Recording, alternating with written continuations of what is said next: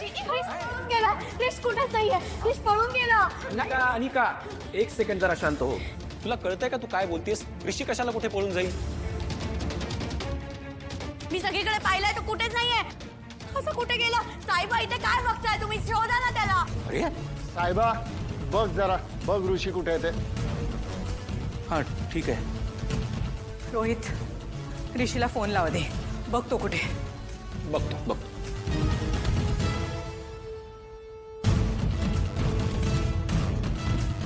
आई हे बघ तू पॅनिक नको होऊस शांत हो. मी बघते दादा वरच्या रूम मध्ये का. ओके शांत हो.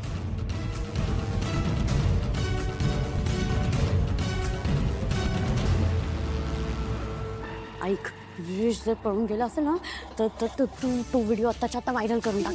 तू असं नाही करू शकत माझ्यासोबत. या लोकांना कळायला पाहिजे आपण काय चीज आहे. हळू हळू हळू जरा शांत हो ना, शांत हो ना, शांत हो. आणि आता इथे हा असला काही तमाशा करण्याची गरज नाही. व्हिडिओची गोष्ट अजिबात बोलायची नाही. तुम्ही ना चेहरा कसा खराब होत होतो, कपडेही खराब होतो. शांत. एकदा फोन करतात ना असं विचारायचं.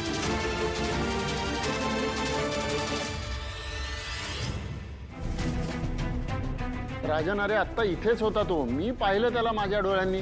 मला माहिती आहे तो काही इतका बेजबाबदार मुलगा नाहीये.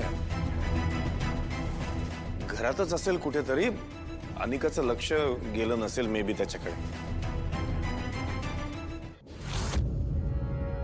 मला मंजुरी जेव्हा नंतर येतच असेल ऋषी. म्हणजे एक हो हो ये तू आधी शांत हो. एवढी काय घाबरलीस तू?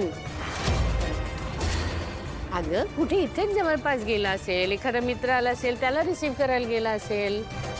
बघ आमची अनिका ना उगीच छोट्या छोट्या गोष्टींवर ओव्हर रिॲक्ट होत असते. आणि ऋषीच्या बाबतीत ती जरा नको इतकी पॉझिटिव्ह आहे. तू नको एवढी काळजी करूस. हो नाही तुम्ही म्हणताय ते अगदी खरं आहे. फक्त सांगून गेला असताना तर बरं झालं असतं. नंतर तुला एक विचारू.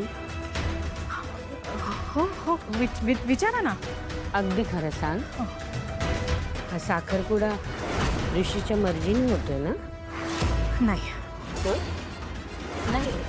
नाही म्हणजे हो हो मी त्याला विचारूनच हे लग्न ठरवलंय. ते तू एवढी अस्वस्थ का दिसतेस? साखरपुडा ठरला तेव्हापासून मी बघतेय तुला. फार अस्वस्थ आहेस तू. तसं काही झालंय का?